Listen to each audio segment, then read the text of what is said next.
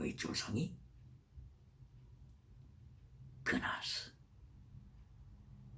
예수의 손자 그나스라고 기록하고 있습니다.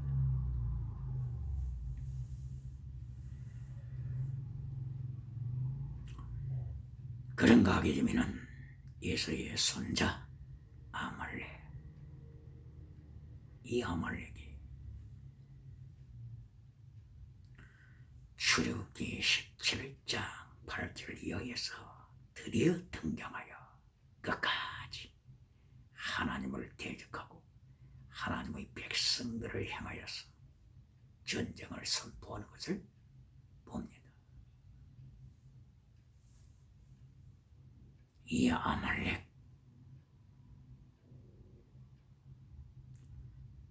아말렉의 후손이 헤롯 가문이죠. 대헤롯, BC 4세기에 베들레헴에 육신의 몸을 입어오신 예수 그리스도를 죽이려고 했던, 그리하여 2살 아래를 아이들을 죽였던 대헤롯은 그 사건 후에 BC 4세기, BC 4년 예수님을 죽이려고 했던 그 사건 후에 대헤롯은 하나님이 그 생명을 데려가셨습니다. 순간에 데려가셨습니다. 이 대헤롯 아버지 헤롯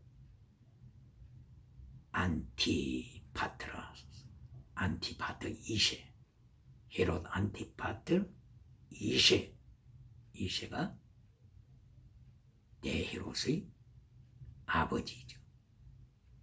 에돔 사람, 바로 에서의 나라 에돔에 속한 데로서 안티파트로스 2세, 안티파트로스 1세가 대헤롯의 할아버지, 안티파트로스 2세가 대헤롯의 아버지, 이렇게 되죠. 이 안티파트로스 2세인 대헤롯의 부친이 로마와 손을 잡았습니다. 로마의 폼피우스 장군, 그리고 로마의 율리우스 시자 장군, 이들과 손을 잡았습니다. 그리하여 권력을 유지했습니다. 예를 들면 BC 49년에 율리우스 시자가 루비콘 강을 건너서 로마에 침입했습니다. 폼피우스 장군하고 맞짱 뜨고자 한 것이죠. 이리하여 독재 국가로, 황제 국가로 만들어 가려고 했던 모습이었죠. 루비콘 강을 건넌 율리우스 시자, BC 49년, 바로 이전에는 시자가 유럽 지역, 프랑스 갈리아 지역에서 영국까지 이미 점령을 했었죠. 이런 율리우스 시자가 폼페이우스를 대항하여 싸우게 하여서 루비콘 강을 건너왔습니다. 바로 그 배경에는 로마의 원로원들이 누구의 손을 잡아주었습니까? 폼페이우스 손을 잡았습니다. 그러니까 율리우스 시자는 이 위기 때 폼페이우스를 제거시키기 위하여 루비콘 강을 건넜습니다. 이때가 BC 49년. 그 후 47년도에 BC 47년도에 대헤롯의 부친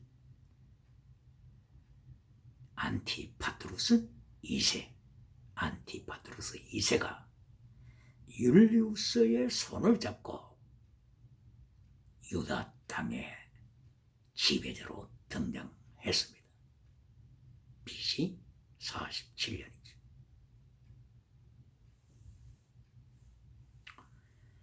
그 이후에 대헤롯의 부친 안티파트루스는 암살을 당하죠. 그때에 대헤롯도 위기를 당합니다. 그리하여 대헤롯은 위기를 피하여서 마사다라고 하는 그 험준한 지역으로 피하였다가 로마로 도피하죠. 이리하여 마침내 로마 원로로부터 유다를 지배하는 지배권을 받아서 유다에 와서 왕으로서 군림했습니다. 원로로부터 왕권을 받은 때가 BC 40년으로 강조하는 역사가 또 있습니다. BC 37년 이때부터 대헤롯이 유다를 독재하여 압력을 가하여 왕으로서 정치를 하게 되죠. 이리하여서 BC 4년도에 예수님을 죽이려고 했던 대헤롯 BC 4년도에 즉사했습니다. 그 이후에 대헤롯의 아들들 아킬라오가 유대 지역과 사마리아 지역 그리고 에돔 지역까지 치리했다고 전해지죠. 그리고 헤롯 안디바 다른 아들이죠. 헤롯 안디바가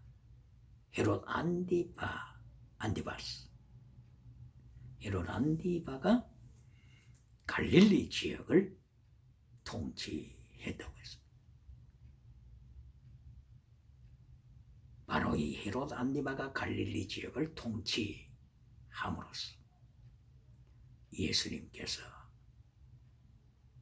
갈릴리 지역에서 말씀을 선포하실 때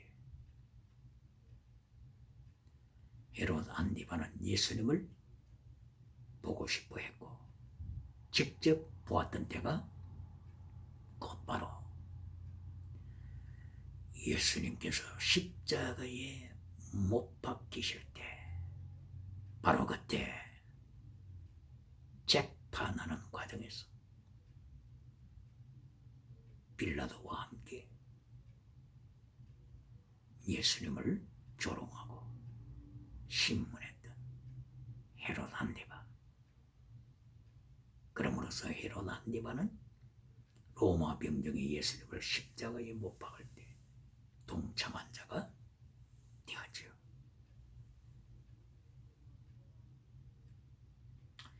그리고 조금 더 헤롯 가게를 언급하게 되면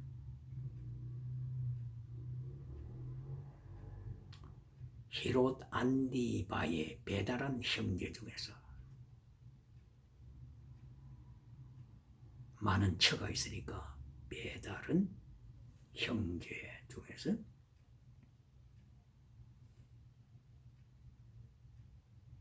어떤 형제가 있죠?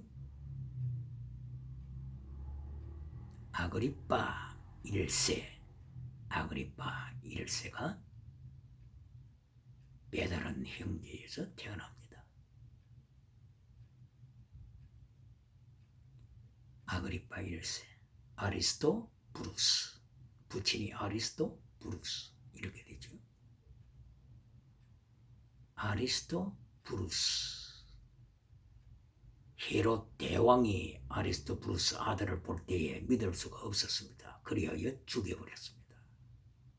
그리하여 아리스토부루스 아들인 아그리빠 1세가 어릴 때부터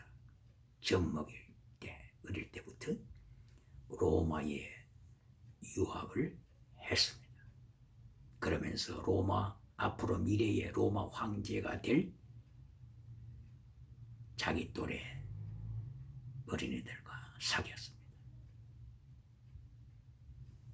바로 후에 로마 황제가 되었던 사람이 클라우디우스 황제, 또한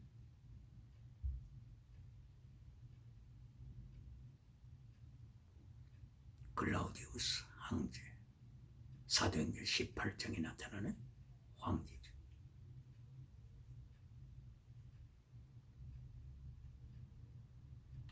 이렇게 클라우디우스 황제, 또한 다른 황제, 가이우스 황제,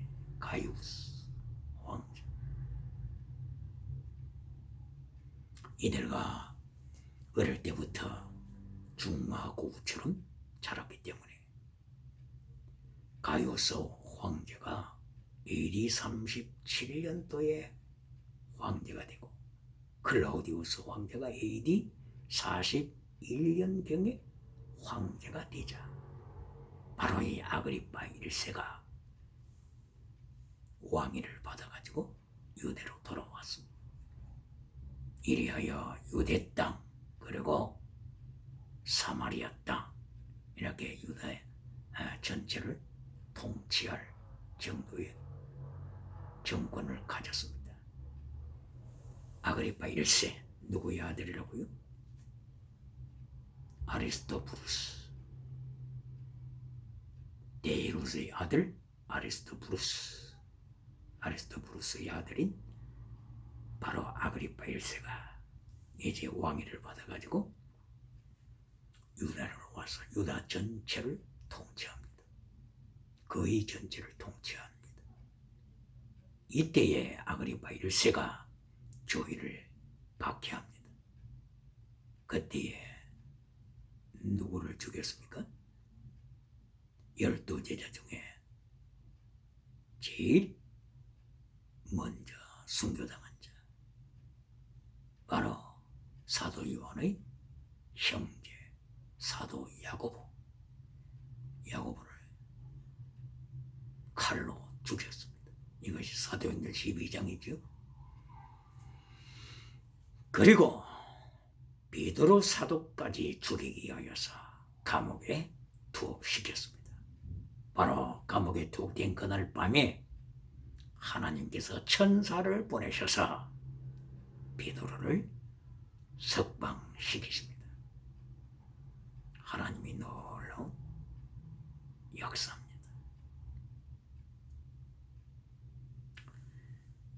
이렇게 야고보가 순교한 것은 자기의 사명이 끝나서 하나님이 데리고 가신 거죠.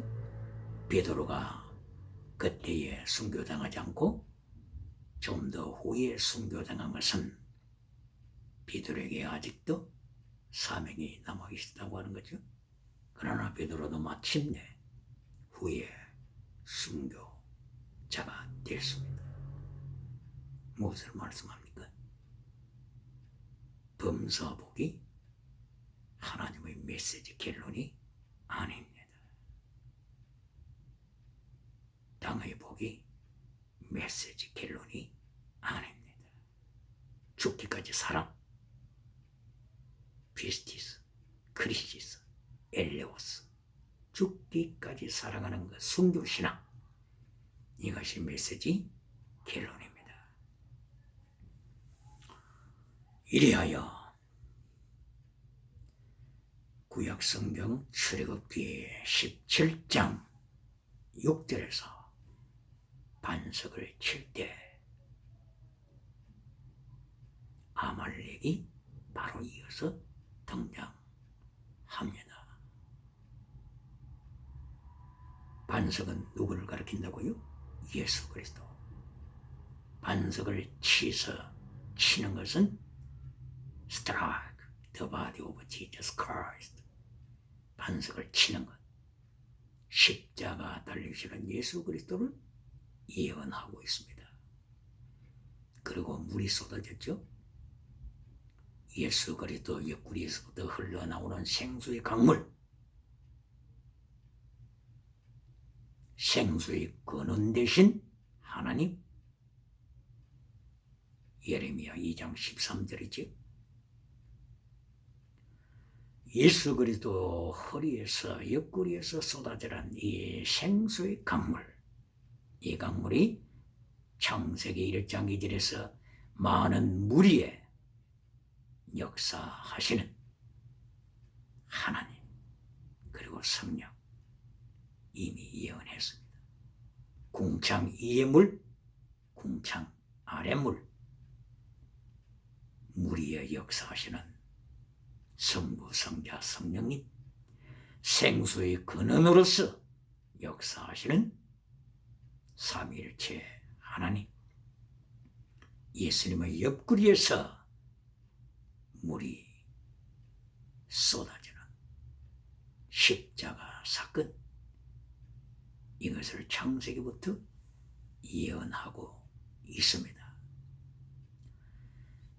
물의 근원, 생수의 근원 되신 하나님, 바로 이것을 에덴 동산에서 물이 시작하여 강물이 되어 4개의 강물로 발전한다고 계속 설명하고 있습니다.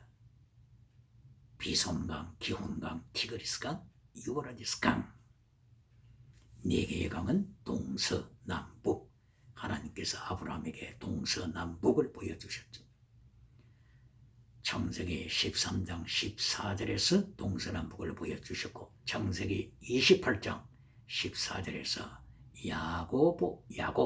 야곱에게 또다시 동서남북을 행하여 너를 축복하리라고 말씀하시면서 하늘의 별과 같이 바다의 모래처럼, 그리고 동서남북 끝까지 하나님께서 축복하심으로써 땅 끝까지 복음화될 것을 암시하신 것입니다. 바로 그 예언하신 대로 비손강, 비손, 기혼, 비손, 기혼, 이 강은 애굽, 아프리카 나일강으로 연결되죠. 비손, 기혼, 비손강은 하윌라를 지나간다고 했습니다. 그리고 기혼강은 구스 땅을 지나간다고 했습니다. 구스는 에티오피아죠. 에티오피아. 하윌라는 구스의 아들이죠. 이렇게 비손강, 기혼강은 아프리카를 가르치고 있습니다. 이것은 나일강으로 연결됩니다. 나일강은 지중해로 연결됩니다. 이리하여 바로 비손강, 기혼강으로 이어지는 이 강물은 3개 제국을 포함하고 있습니다. 3개 제국, 제1대 제국 이집트, 그리고 제5대 제국 그리스, 제6대 제국 로마, 이것을 가리키고 있습니다. 비손강, 기혼강이 나일강으로 연결되고 지중해로 연결되고 대서양으로 연결됨으로써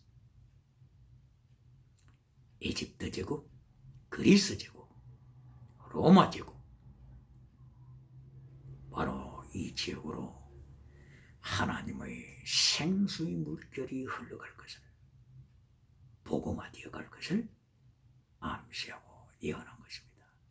그러면 티그리스강, 유브라디스강, 이것은 어떤 제국을 가리키고 있습니까? 티그리스, 유브라디스, 아시아 지역이죠. 바로 이것은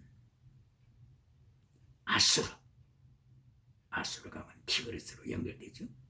그리고 바벨론은 유브라디스로 연결되죠. 그리고 페르시아도 티그리스, 유브라디스로 연결됩니다. 이처럼 동쪽의 3개 제국, 서쪽 지역의 3개 제국, 그리고 종말에 나타날 바벨론, 계시록에 나타나는 바벨론, 종말의 바벨론, 또한 마곡이라고도 부르고 있죠.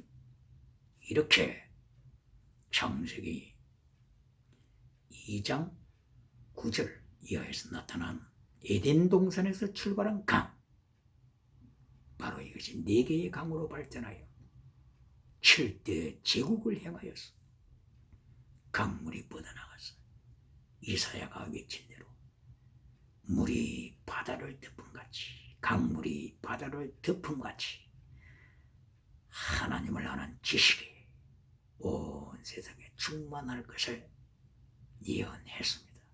생수의 근원 되신 하나님, 예수님의 옆구리에서 터져나와서 물이 쏟아지는 바로 르비딤의 반석의 물의 비밀, 예수 그리스도의 십자가에서 흘리시는 물의 비밀, 생수의 근원 되신다고 예레미야가 2장 13절에서 외쳤던 바로 생수의 근원 되신 예수 그리스도, 이 물결을 여러 선지자들이 보았습니다. 요엘 선지자는 이 물결이 성전을 통하여 나오도록 했습니다. 에스겔 선지자는 47장에서 성전을 통하여 나오면서 성전 문지방을 통하여 물이 되고 강물이 되고 바다로 연결되는 것을 보았습니다. 스가랴 선지자는 스가랴 14장 8절을 통하여 성전을 통하여 나온 이 물이 예루살렘을 거쳐서 동해와 서해를 통하여서 땅 끝까지 흘러가는 것을 보았습니다. 사도 요한은 요한계시록 22장에서 이 생수의 근원되는 물결이 하나님의 보좌, 예수 그리스도의 보좌, 여기에서부터 흘러나오는 것을 보았습니다. 사도 요한은 바로 예수님의 보좌에서 흘러나오는 이 물의 근원, 그것이 십자가상의 예수 그리스도 옆구리라고 하는 것을 보았습니다. 창세기 2장 20절 예언을 통하여 하나님께서는 아담의 갈빗대 허리에서 빼내서 하와를 만드신 허리를 찔러서 물이 쏟아지게 함으로써 하와를 만드셨던 이 사건을 통하여 바로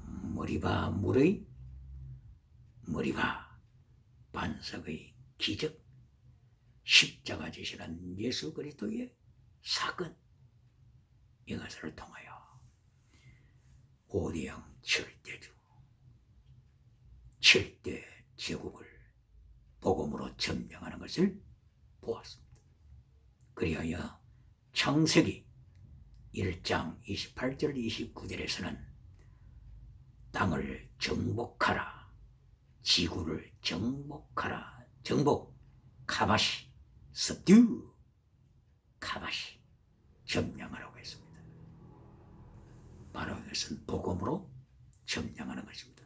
창세기 1장 2절에서 땅이 혼돈됐죠, 공허했죠, 흑암으로 타락했죠, 지옥으로 떨어지는 그 위기였죠.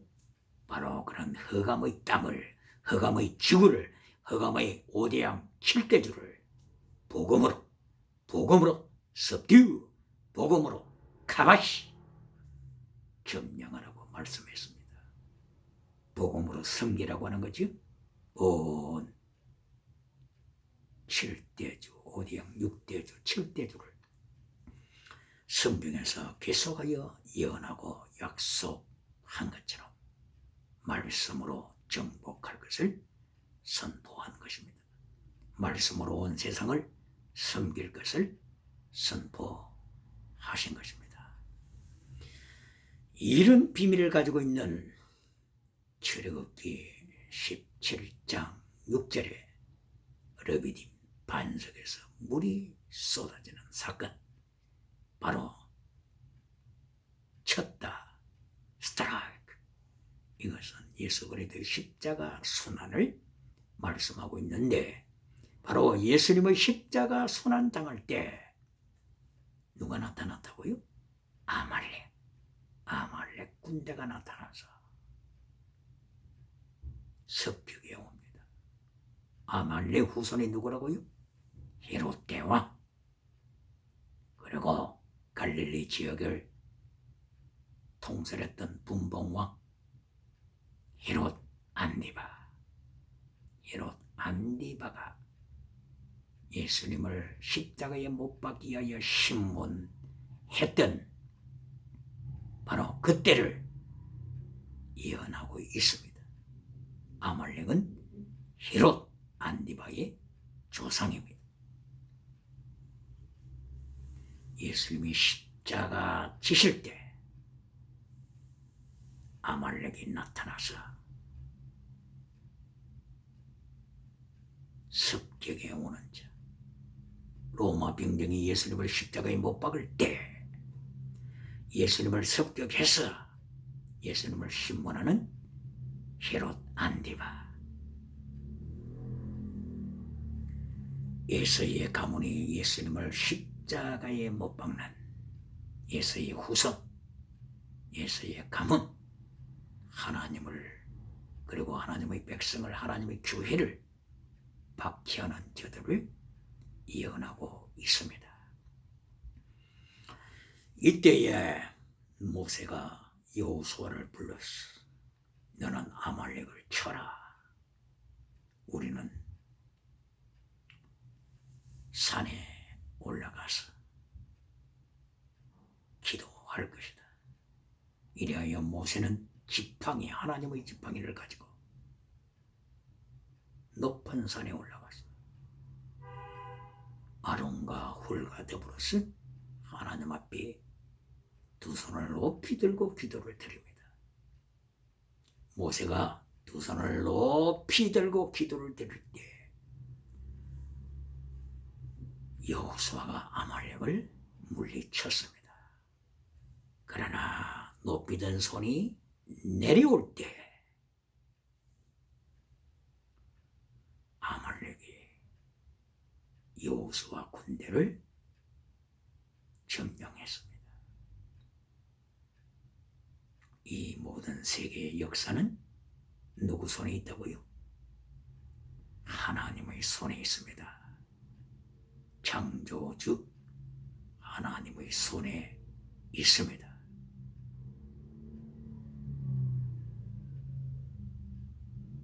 인간이 하나님을 테스트한다고요? 타락한 인간. 하나님께서는 그러한 인간들을 언제라도 아말렉을 불러서 심판하십니다. 바벨론을 불러서 심판하십니다. 아수르를 불러서 징계하십니다.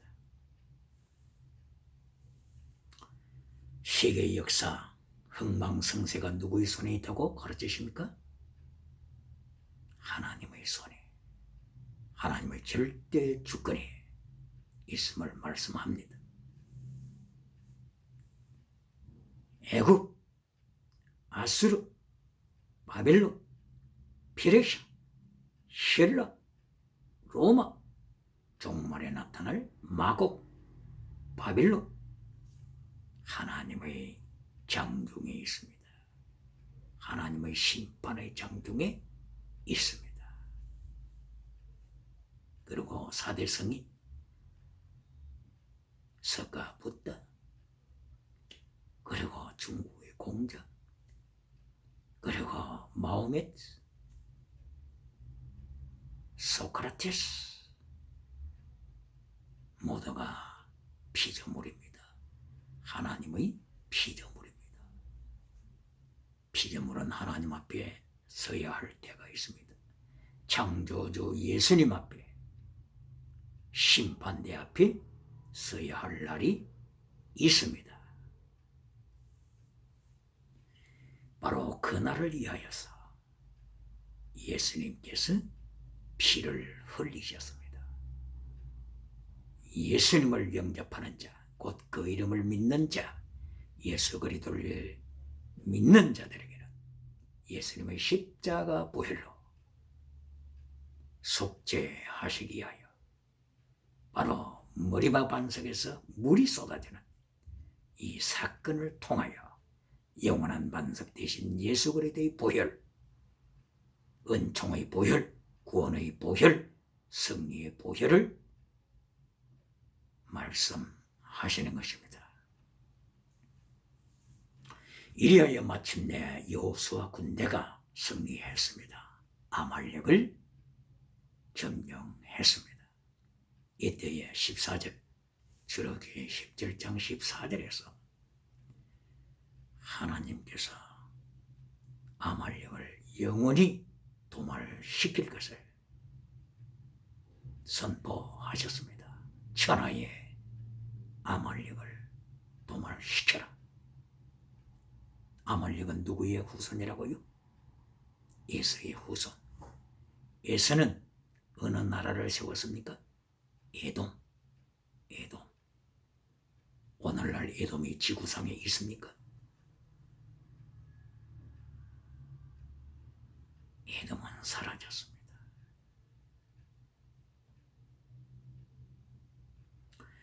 바로 17장 14절에서 천하의 아말렉을 제거시키라. 예수님을 십자가에 못 박았던 아말렉 후손 헤롯 가문, 하나님께서는 AD 70년 로마 군대를 들어서 헤롯 가문이 정치하는 유다를 멸망시켰습니다.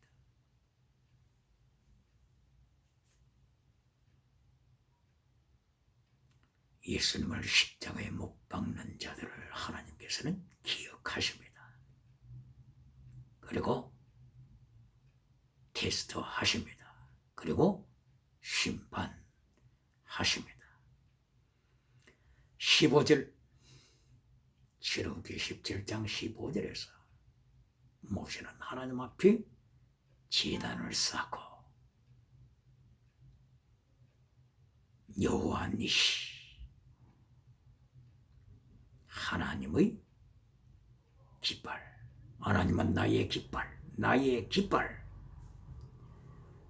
하나님께서만의 영원한 방패 되시고 영원한 영광의 칼이 되심을 선포하는 것입니다.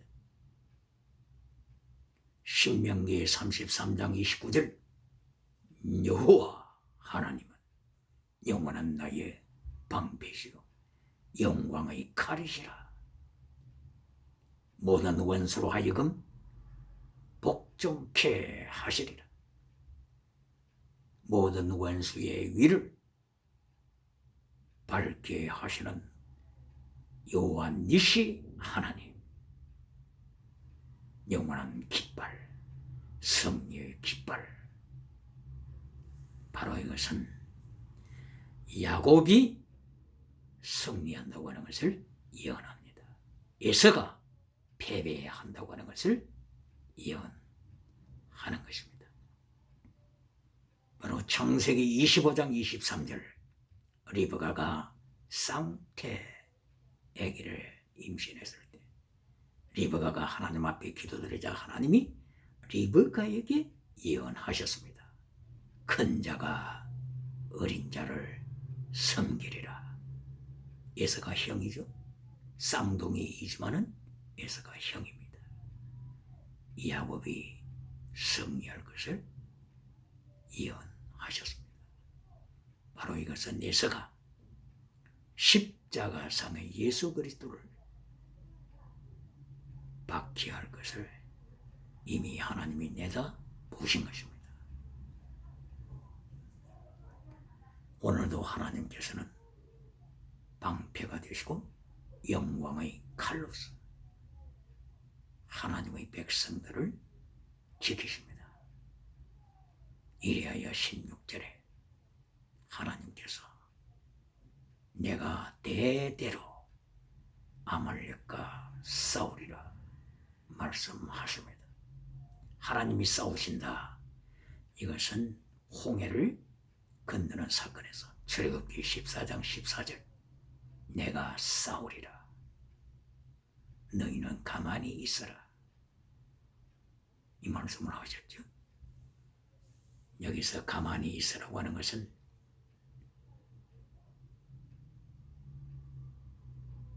수동적인 의미가 아닙니다. 피스라고 하는 의미입니다. 피스, 평화.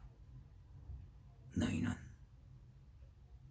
소용돌이에 휩싸이지 말고 피스, 평안을 지켜라. 평안을 지키라. 이 의미의 말씀입니다.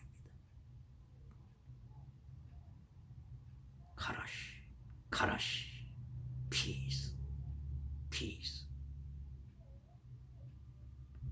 성도가 수동적인 자세가 되면은 칼 막스 유물론 주체 사상에 밟힙니다.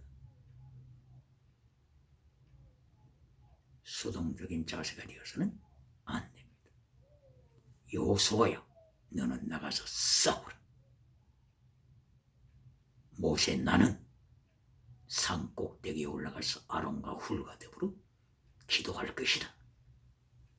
하나님께서 대대로 싸우신다. 천하의 아말렉을 제거시키신다. 담대한 능동적인 자세를 말씀하는 것입니다. 오늘도 하나님께서는 세계를 통치하십니다. 창세기 1장 2절 하나님의 영이 수면 위에 운행하시다. 라하프, 운행하시다. 라하프, 바로 이것은 하나님의 통치를 말씀합니다. 두 가지 방법으로 통치하십니다. 하나는 사랑, 부르드, 암탉의 새끼를 품고 불에 타 죽을 때까지 새끼를 지키는 부르드의 사랑입니다. 두 번째는 쉐이킹. 하나님께서 통치하실 때 하늘과 땅과 바다를 쉐이킹하십니다. 흔드십니다. 무엇으로 흔드십니까? 전쟁, 기근, 온역, 지진, 심성, 기후변화, 전염병, 팬데믹, 돌림병, 우박이 기후변화로 인하여서 34kg짜리 이 우박이 하늘에서 떨어져서 사람들을 박해합니다. 그때 이 사람들은 하나님을 향하여서 비난합니다. 바로 이것은 하나님의 계시가 없어서는 하나님의 계시의 영, 레벨레이션, 하나님의 계시의 영, 하나님의 계시의 성령의 역사가 없어서는 누구도 회개할 수가 없습니다. 지식으로도 회개할 수가 없습니다. 정치의 능력으로도 종교의 능력으로도 회개가 안 됩니다. 그러므로 회개하고 하나님 앞으로 돌아오는 것은 하나님의 자녀 예수 그리스도를 영접하여 예수 그리스도와 함께 오늘도 천국을 누리면서 산다고 하는 이것은 하나님의 놀라우신 은총입니다. 은혜입니다. 오로지 1724년도에 태어났던 독일의 임마누엘 칸트가 이제까지 세계의 철학을 종합하여 정리하여 선포한 것이 인간의 이성으로는 하나님을 깨달을 수 없다. 이것이 순수 이성 비판에서 선포된 것입니다. 인간의 지식으로서, 인간의 도덕으로서, 인간의 철학으로서 인간의 문학으로서 하나님을 깨달을 수 없습니다. 오로지